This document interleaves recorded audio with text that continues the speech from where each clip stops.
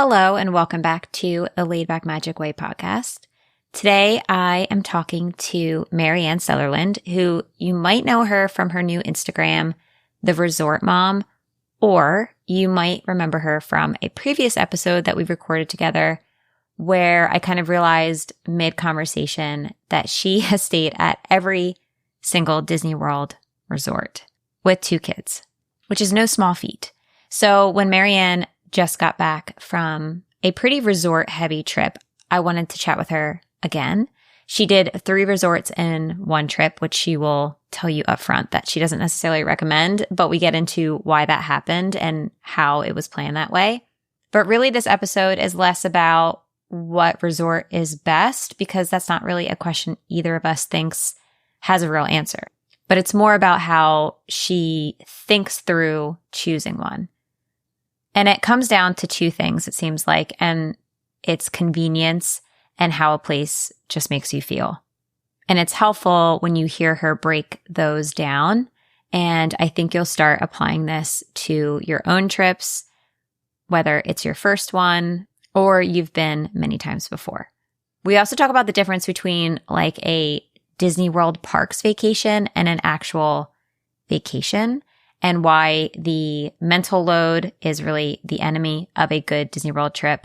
And we get a little niche and a little specific with our own resort woes, if we will. So help me welcome Marianne back to the podcast. Hello, and welcome to the Laid Back Magic Way podcast. I'm your host, Dana Stanley, creator of Laid Back Magic. As a mom of 3, I know how tough it can be to find time to plan a Disney World trip that doesn't leave you feeling stressed or overwhelmed. That's why I'm here, to help moms like you create Disney vacations that feel even better than they look on paper. Here, we're not chasing perfection, but creating our next favorite memories.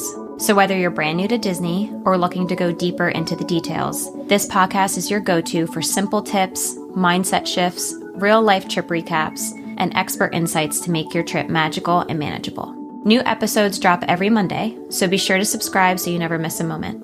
Okay, let's dive in.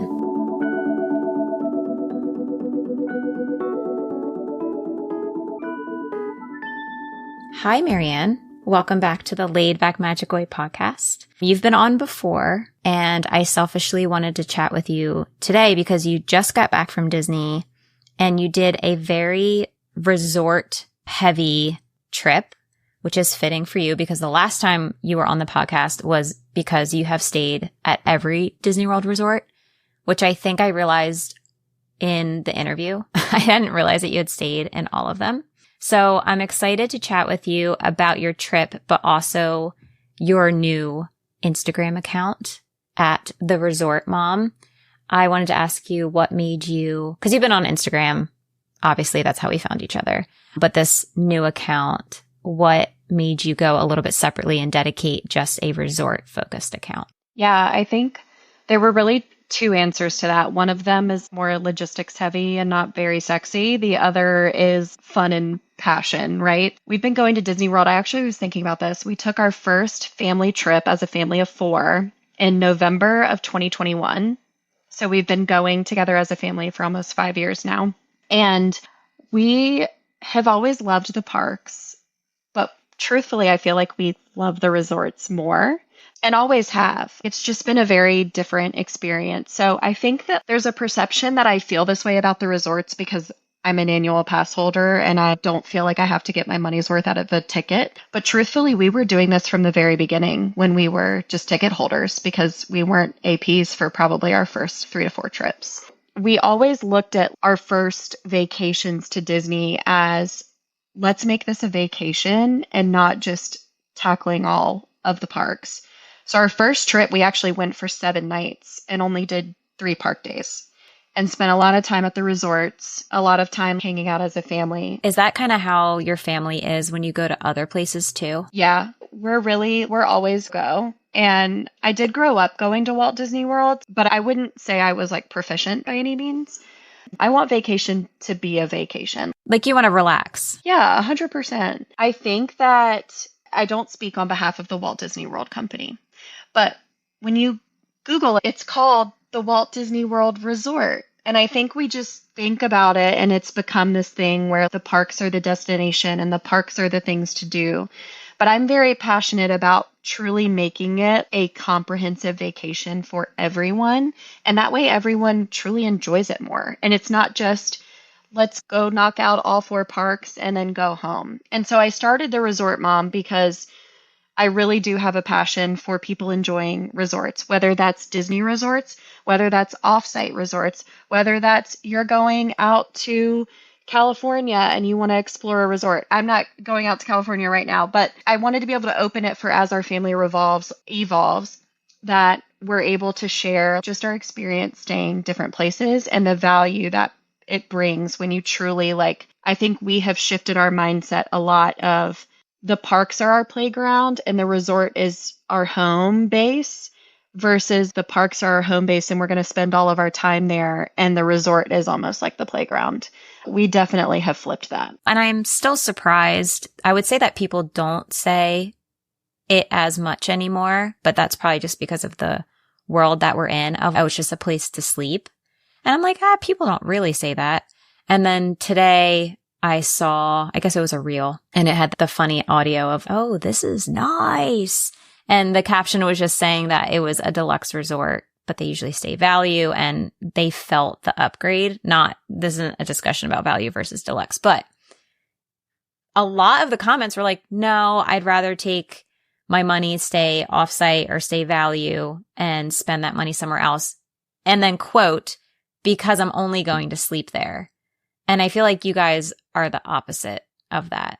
I wouldn't say that we're we don't do resort days.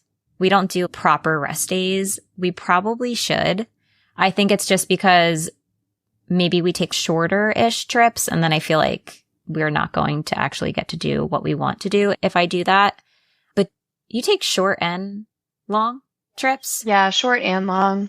Yeah. Do you feel like you spend just as much time as at the resort when it's a shorter trip? Probably not. No, yes and no. Make me feel better. Yeah, no, yes and no. I will say that I think the assumption would be that if you're an annual pass holder, that it's easier for you to enjoy the resort. And I would actually disagree with that because if you're an annual pass holder, I'm like us. It's easy to go into the park. Exactly. That's what's been happening is we don't have a full resort day because it's feels free. Yeah. Quote free to just hop into the park because depending on where we're staying too, it could just be a couple hours. We could just go in for lunch or dinner and we still do that. And I understand that. But I remember when Disney literally closed during, was it 2 falls ago? I don't even remember anymore.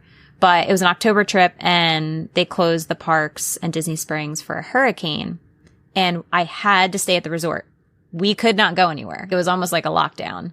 And it felt so nice to not, go into the park, but truly not be able to. Because if I had an annual pass, I'd be like, we could still go in. And I did laundry and I watched Seinfeld and I had tea. And I was like, this is actually really nice. I wish Disney was closed on Sundays or something so that you could not go into the park. Yeah. Of course, that would make no sense. But it is a different feeling either when it doesn't really help that you go often or as an annual pass holder. Yeah. And I will say too, we've kind of slowed up our trips, but I think there's this perception or the way it's online, there's a lot of noise around Disney planning and Disney trips. And I'm not saying it's bad noise. I'm just saying it's a lot of it. And what I do for work, which we can talk about later too, but there's this thing called cognitive load. And it's almost like death by information. There's too much, right? And I feel that when we're at Disney too, if I'm constantly like, okay, I'm going to the next park tomorrow. I got back from this park at 10 o'clock at night and now we're rope dropping the next park tomorrow. It's like your brain doesn't have time to sit down and process and enjoy what you did that day because you're already mentally having to move to preparing for the next day. What I also don't want the resort mom to be is naturally my opinion is shared, right? I'm just sharing my perspective, but I'm also trying to share like why I have the perspective I have. Because in addition to the noise, it's not just that there's an excess of tips and tricks and things to do, but there's also, okay, I heard someone say that they loved this resort and I went and I didn't love it. And then, or the opposite of everyone loves this resort, but I didn't like it. And it's like there's just this constant back and forth of who's more right. And what I want people to understand is that everyone's experience is so different for so many different reasons. And what I want the resort mom to be is a place where, yes, you're going to get my perspective, but you're also going to hear why I have the perspective that I have. So that way you're like, okay, that bothers her, but that wouldn't bother me. So this might actually be a better fit for my family. There's a lot of different variables of why someone could have or like a certain resort or dislike a certain resort. And I think about it could have been a cast member that day or the weather or the time of year or Christmas at the Grand Floridian, which I know that's another topic because RIP to the gingerbread house. But like all these different scenarios, it could have been you were with your in-laws and they were bugging you. It comes down to, I think about if we go to a restaurant and I'm just in a good mood. I'm somewhere in my cycle or my brain chemistry is perfect. I'm just happy, right? And we go to that restaurant and let's just say it's date night and the weather is beautiful and there's a sunset and we have the perfect table and we have the perfect server and I get the perfect meal and my cocktail is perfect and the wine is chilled and everything. I don't realize that in the moment of why all those things were perfect until you go back another time and it's like, maybe I wasn't in that good of a mood. And now it's like, oh, we didn't get the table that we got last time. Or I don't like our server. Or the steak was so much better last time. And there could be a resort that could be perfect for your family. Your neighbor went and was fighting with her husband the whole time and comes back. Oh no, do not stay there. Because now it's got bad juju for her. And unfortunately, if you've never been to Disney, you do have to just look at things on paper about the resort and try it out because you don't know what you're going to like until you try it out based off of information and people that you 100%. trust opinions. Like me and you with the boardwalk. Yeah, I know. And it's like, well, people feel different you like things. The boardwalk though. Yeah, listen, I'm not a boardwalk hater. Put me up at the boardwalk and I'm okay. I just have other preferences, right? But it comes down to a lot of different things. Like, and I know we're like the ages of your kids. Yes, but just convenience. Or how many kids. So let's talk about convenience because I think one of the biggest things in my opinion of why someone should pick a resort is convenience. Okay. It has a big contribution to your overall satisfaction is how convenient something is, especially for moms. However, let's talk about the boardwalk. One of the most convenient locations on property, right? You can walk to Epcot. You can walk to Hollywood Studios. You can walk to the Skyliner, explore the other resorts, pending. We'll see. We'll put a pin in that one. But to me, that's great. What is more convenient to me is like my family, we don't get into the parks until 10, 11 o'clock in the morning. So we like to have quick service breakfast, take our time, like get ready. The fact that I can't go down and grab Mickey waffles easily for my kids there, to me is actually more convenient. Girl, I know nobody from Disney listens to my podcast. You never know. Nobody. But if they were, they have to have something in the works. So I know this isn't beginner friendly, but if anyone goes to the boardwalk, they're changing things up on that one side of the boardwalk with the old Big River Grill and what was it called? Jelly rolls. And they say that there's another quick service coming, which I'm assuming is in the Big River building. And me and Colton were really nerding out yesterday. And we think they could figure out a way to make it accessible from the inside. Even that hurricane, let me say that word again. That hurricane trip that I was referring to, they finagled a way to get people from the doors onto the boardwalk still covered. So you weren't getting rained on. You walked through Flying Fish, through Abracadabra, and then into the Trattoria. Everything's secretly connected. And if they could just give us chicken fingers and fries and some Mickey waffles in a covered, doesn't even have to be from inside, just something that if it's raining, you don't have to get rained on. That is what they need. And I think deep down in my heart, they're doing it, but I'm going to be so disappointed if they're not. Would that solve a lot of your boardwalk issues? 100%. Because that's My kids being able to get the food they want when they want to do it is one of my biggest issues as a mom. And I know that sounds so... And that's the convenience for you. But it just is. The walk to Epcot is nice. That is what is more... So that is more convenient for my family. To me, I value that convenience over being able to walk to Epcot. I was even thinking when you were saying like walk, my father-in-law, I've alluded to this on the podcast of just like things going on with family, but my father-in-law was diagnosed with brain cancer. He's going through chemo right now and he's doing okay. Any pixie dust from listeners is welcome. But I think about we have a family trip booked for January, if and when he's able to go. And walking everywhere might not be the best thing. You're like, you can walk to Epcot. It's convenient. And like we used to walk to Hollywood Studios. We're a walking family. And just when you come down to convenience, every family is different and has different circumstances. Maybe something on the monorail would be way more convenient for us, or even just a bus. It's something that I have to think about.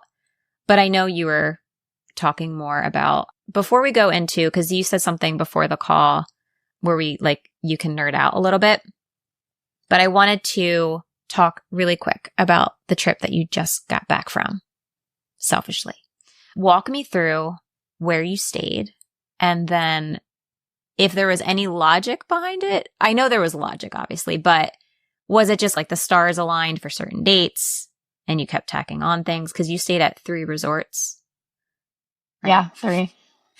Which, like, do you recommend that for anyone? I've only stayed at 2 max for a split stay. How many days were at each? Yeah, so we were there 3. Okay, so let me break down the logistics. So we were at Grand Floridian for 3 nights. We stayed club level there, Royal Palm Club. Then we moved to Animal Kingdom Lodge for 4 nights, just regular room. And then we did 2 nights at Port Orleans French Quarter to end our trip. And why we did that, we are a split stay family. I do not recommend 3. Even after this 3, my husband and I were like, I think we've outgrown this. 2 is definitely the max. But I do think that a split stay is really fun for a more adventurous family. And because I truly feel like you have 2 completely vacations in one. Oh, truly. Yeah.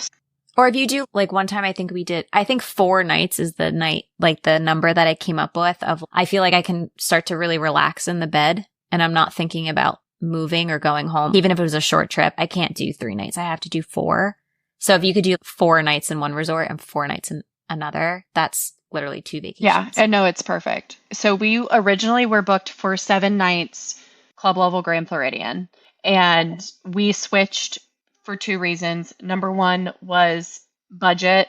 We were like, okay, we're working on some house projects right now. Even we had a really good bounce back rate, but we were like, we're still paying over $1,000 a night to stay here. Should we really do this for 7 nights? Thank God we didn't, because we came home to a broken HVAC unit. So, oh no, I feel like everyone's HVAC is breaking. I know. I feel like you're like the 3rd person I've heard. Maybe Literally. because it's getting into summer. Yeah. Oh no. Yeah. So I know. So I was like, oh great. We were putting that money towards finishing a project, but here we go. So, but the Grand Floridian, I know I talked about this a little bit on the last podcast I was on with you. Which I'll link in the show notes if anyone hasn't listened to that. But Grand Floridian is my daughter's favorite resort, and Animal Kingdom Lodge is my son's favorite resort. And we love both of them collectively as a family. So we were like, okay, let's go to Animal Kingdom Lodge and split up our trip. So that way, like, she has her favorite resort, he has his favorite resort, because another one big decision factor for me is, how do we feel at this resort? So is it convenient for me, but also like, how do I feel? Grand Flo is very sentimental. I know the boardwalk feels like home for you, Dana, and it feels like home to a lot of other people I know. Grand Floridian was the first resort we ever stayed at as a family on site. And so we always have that special, my daughter spent her 1st birthday there, her 3rd birthday there, her 4th birthday there, right? So like, oh my gosh, yeah. It's special to us. Animal Kingdom Lodge, oh my God. Actually, Grand Floridian and Animal Kingdom Lodge are the 2 resorts we've stayed at the most. We've stayed at both of them 6 times now. Well, I know that's when I saw you in person, it was because we were both at Animal Kingdom Lodge. Yeah, we love that resort. Which I do. And I do too. I was actually really surprised. I know you've had a lot of this in your content, but Animal Kingdom Lodge is the one that's the farthest and it has no other options except driving or the bus. But the bus was fine. It was very chill. The actual driving is a little longer, but the actual experience of the bus was not what I expected it to be. I was pleasantly surprised. Yeah. And also, too, it's like I personally am willing to compromise 5 or 10 minutes extra on the bus to be able to have that immersive experience at the resort. So it really does go back to what is most important. So we did that. And then the only reason we did 2 days at French Quarter was because I actually booked that on our drive down there. We decided to extend it because my husband was off work. And I was like, all right, let's just do it. And it was Father's Day. Okay, so that wasn't necessarily in place of anything. It was just, I thought that was a little random. Just little Port Orleans at the end. So I want to ask you how it felt because if you want to think of it as tiers, you had the upgraded, you front loaded with the nicest and then trickled down. I always think about, because we've done long trips in the Bahamas on Eleuthera and like we stayed at 3 Airbnbs. And when me and Colton talked about it, he shows me the thing, this place is a little nicer. This is the most expensive. And we both agree that we prefer to do the opposite of like, you want the least nice in the beginning and then slowly upgrade. So how did that feel going from club level to, were you at Kidani or Jumbo? We were at Jumbo. Yeah. Jumbo and then French Quarter. Yeah. So I agree with you and Colton that in a perfect world, that is what we would normally do. We would work our way up the ladder. Mm-hmm. It just, the dates didn't date and that's what we did. Hey, it happens sometimes. Yeah. But ideally, you would want to end with Royal Palm Club at the Grand Floridian.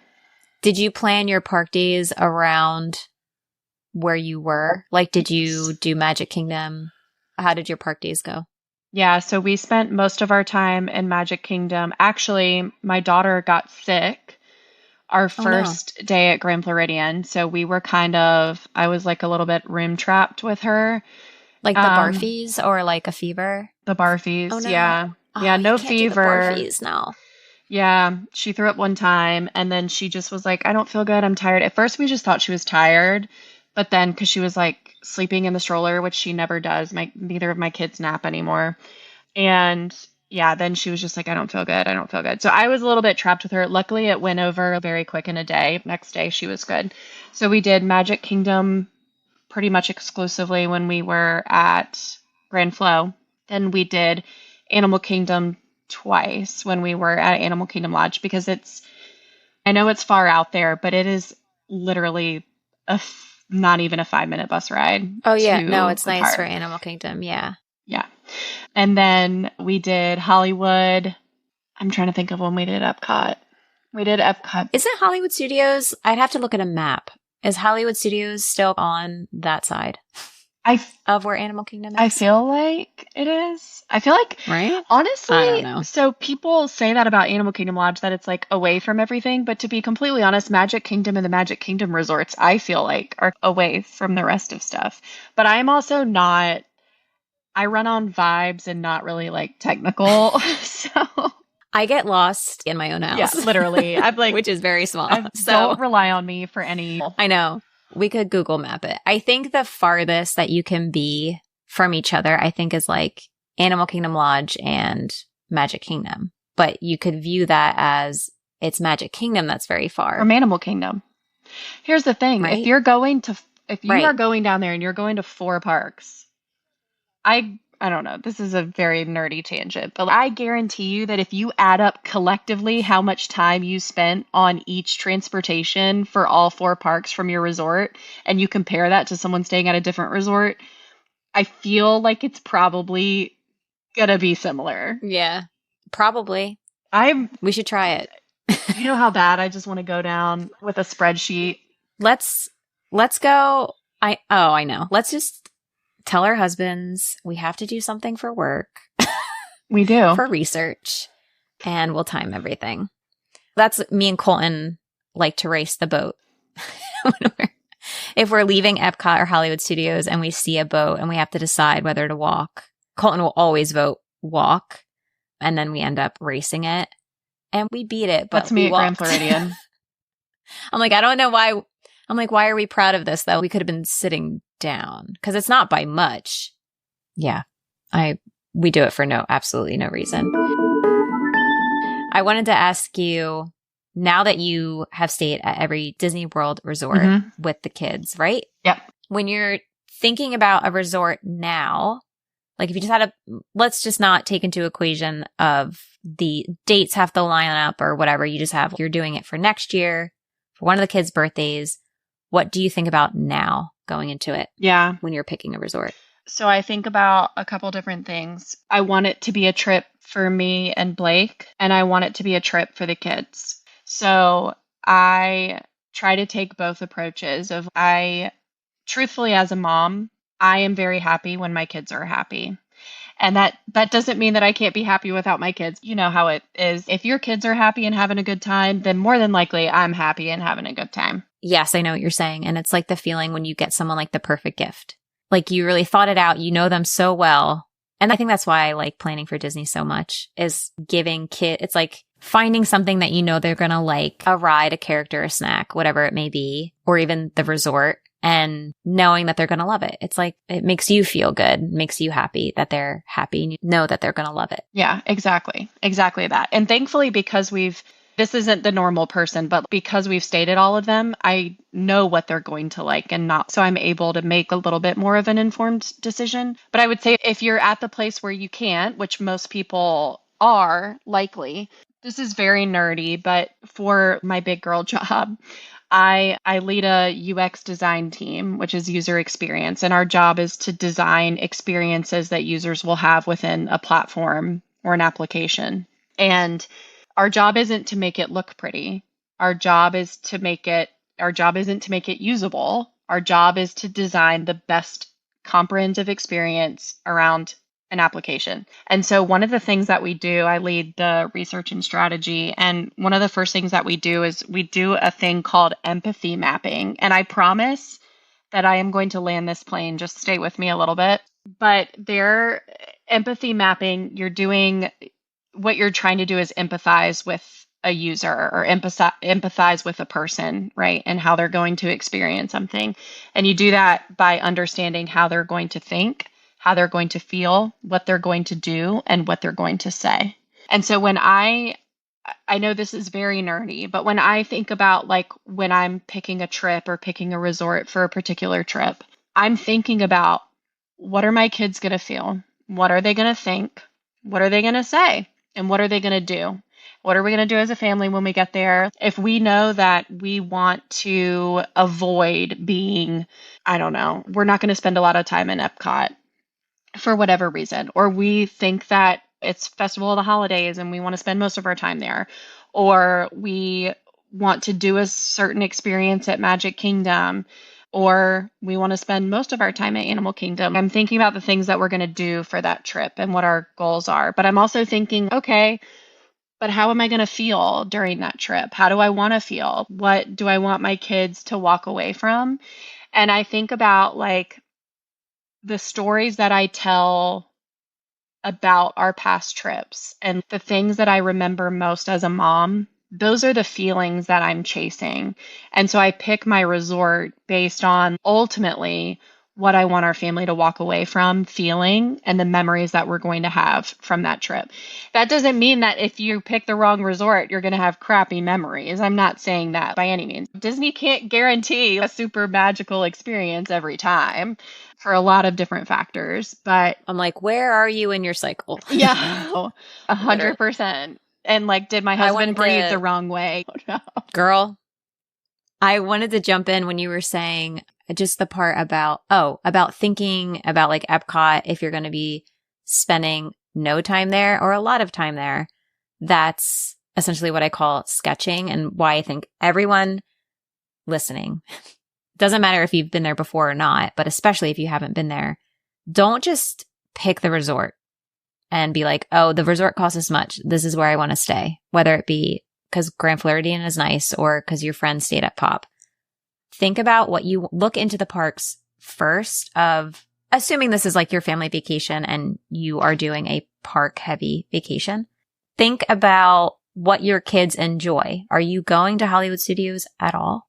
I love Hollywood Studios. Someone else might be like, oh, my baby can't ride literally anything and my husband has never seen Star Wars. Then if you're not going to go, it might not even make sense to stay somewhere that I love, like Boardwalk, because it's so convenient to go there. Just sketching that out ahead of time of what parks you're visiting and then see what resorts would be the most convenient logistically for transportation and go from there instead of, because then you're just like working backwards. 100%. I totally agree with you.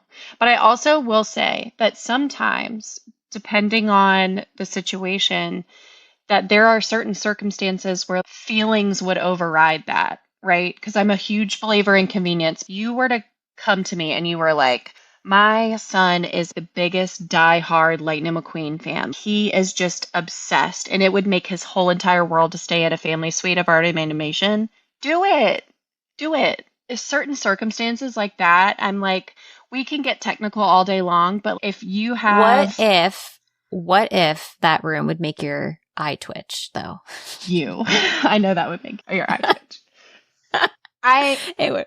Primary colors in my I know, room? but no, I'm just joking. Well, and I have, no, totally. And I've had 2 girls and now I have a 2-year-old boy, and I will give this child anything he wants. He is so spoiled. He's my last one. He's my boy. He is the sweetest thing to his mama, which you know. And I didn't really understand the mother-son thing until I had one of my own. And it's just this, like my husband knows it too. He just shakes his head of, this boy can get you to do anything. And I'm like, yep. So if anyone's going to get me in a car suite, it's going to be Crusoe. He has me around his little finger. Yeah. So I won't say never. Yeah.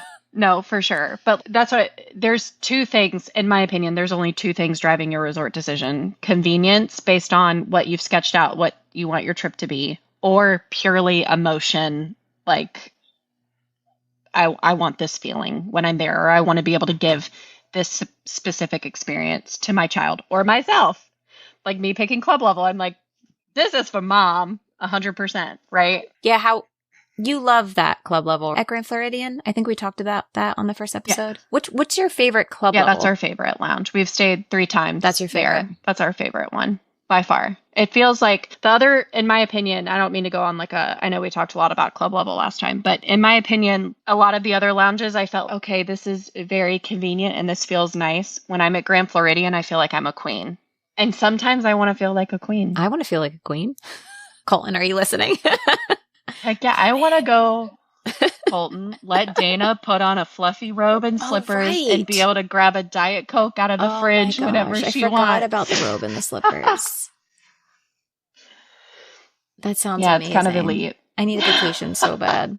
We're going to be, I'm like acting like, woe is me. We're going to Grand Floridian. We'll be home by the time this airs. So we're going in a couple weeks, but not Club Level. But it's okay. I'll take it. You're going to love it. You're going to love it. I love Grand Floridian. When I first did my deluxe resort rankings a few years back, I had Grand Floridian at 6. And now the more we stay, the more we love it.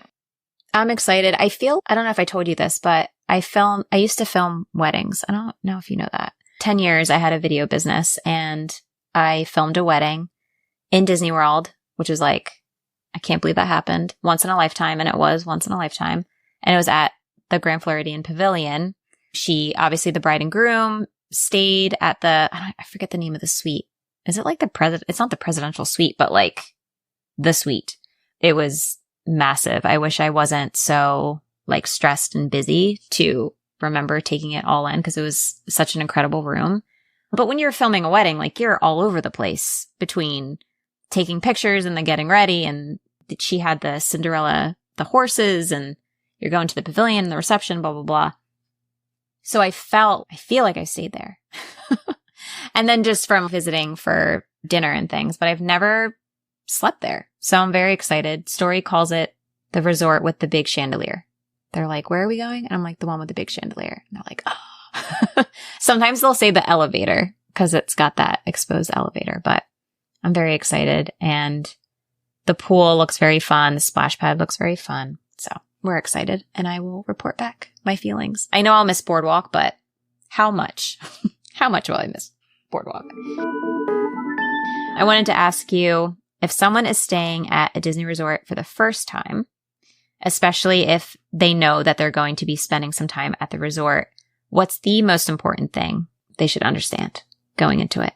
I think we kind of already covered it, but... Yeah, I think so. But I will say this is a very technical answer to the question. But take a picture. This sounds so simple. Take a picture of that resort activity board that's at your resort, so you have it and you're aware of what's being offered when. We spent... Now, in my opinion... When it comes to actual resort activities, Animal Kingdom Lodge has more offerings and activities during the day than any other resort. And they do specific ones on certain days, right? I remember we were getting, like, collecting beads or something. Yeah. They have a lot going on at Animal Kingdom Lodge. But I say that we did a whole day, like morning to night at Animal Kingdom Lodge this past trip. I vlogged the whole thing. And we still only probably did like 70% of what they had available. Did you see that you can, I don't know if it's for every single resort, but you can download that activity calendar ahead of time now from the resort page? No, can you really? Oh my God, amazing. Wait, like in MDE? Let me see if... So, no, it has to be on a browser. Let me just make sure I know Boardwalk has it. Let me see Grand. So if you go to the Grand Floridian at the Walt Disney Company URL, and then I think it's the recreation tab. Oh my gosh. My internet. Is it there? Hold on. Your internet's better than mine. I'm on my phone. Okay, yes. So I haven't done it on my phone, but if you go to a desktop browser and you go to your resort page, like it'll say resort hotels, Disney's Grand Floridian, there's a dining tab and then a recreation tab, and it has your activities schedule. Click on that and it actually has the actual PDF of the schedule. Like this one I can see is from, it looks like it's dated in the file number as May 2026. So I wouldn't count on it being like super, super accurate if it's not the month. Like it's June right now, so this could be a little bit different, but it will 100% give you a 90% accurate picture of what activities they're going to do. And then when you get to the resort, you'll see them like in the lobby, in the elevators, by the bus stop usually, and then you can take a picture and remember it. Yeah, that's incredible. Isn't that so nice? Because that was one of the things that drove me crazy, even like helping members, because someone would post into the community like, does anyone know what time the Chippendale Fireside or whatever it may be, or like the movies Under the Stars? And it was hard to see unless you were there what was actually going on. And they'll show you like what movies they're going to be playing. I actually need to be better about that. We usually just find those things by like happenstance, but the kids have opinions now and care more about like what movie is going to be on. Like they would go down to the lawn, but I'm excited. Actually just reminds me. I'm just going to download this for myself. I was about to say, it doesn't really change that much. Just you don't think so? Frequently going, no. Yeah. Like Animal Kingdom Lodge, I actually compared it, and we went last summer, and it was the exact same board. Okay, that's good to know. Maybe the movie was different. I'm sure they swap out the movies, but I'm sure the timing, especially like unless it's summer or winter, like those are the only two like times. I actually might have, just for you, I might have the Grand Floridian June board. Ooh, send from it when over, I was there. Actually, if I have it, I'll can I ask you a selfish question? The cabana rental at Grand Floridian. Yeah. Have you done that? Is it worth it? Is it dumb? I have not done it. I don't think it's dumb. I just think my kiddos they're popping in and out of the pool all the time. And we're only going to the pool for an hour and a half, and then we're going to do something else, and then we're coming back. To have it all day, I don't know. I've seen them, and they're rarely occupied. I'll put it that way. Yeah, so they're not in demand. Yeah. I don't think so. That doesn't mean you can't book one. That doesn't mean it's not booked and just not being used. Well, I don't think it's in high demand. I wouldn't think. I would love that. Even here in New Jersey, when it comes to the beach and the pool, we're not like all day people anyway. But I like the idea of that. As the kids get older and I can actually sit with a book or something, then I love that idea of like a full rest day, rent the cabana. But yeah, I think we're just going to be bopping. I have one morning where it's just the pool because it's summer and we'll be ready for the pool like as soon as we wake up. You will. And they have really nice chairs at Grand Floridian. So at both the beaches pool, which is the one with the slide, and then the courtyard pool, which is the bigger one that does not have a slide, they have very nice chairs and little lounge areas, even without the cabanas. Being that you just got back, we have reservations at Citricos. Is there anything else that you ate or drank? I don't think you're a big drinker. Is there anything of note that you want me to eat or drink? Have you done Narcoossee's? I have. I like Citricos more. Do you like? Okay. Is it Narcoossee's with a k? I think so. I don't know how to. I just don't know how to say it, so I avoid it. I think I've always called it Narcoossee's. I'm like, someone's going to come in here and be like, "That's so redneck." I know. I say Narcoossee's, but that sounds worse. I don't know. I think it's Narcoossee's. Who knows? Who really knows? I'm going to look it up. I have a very strange, you talk about like getting like niche and geeking out. I love seafood. I like eating seafood very much. There's something about the way that most seafood restaurants are decorated that I just don't like. And Narcoossee's is one of them. It's a beautiful restaurant. It's beautiful.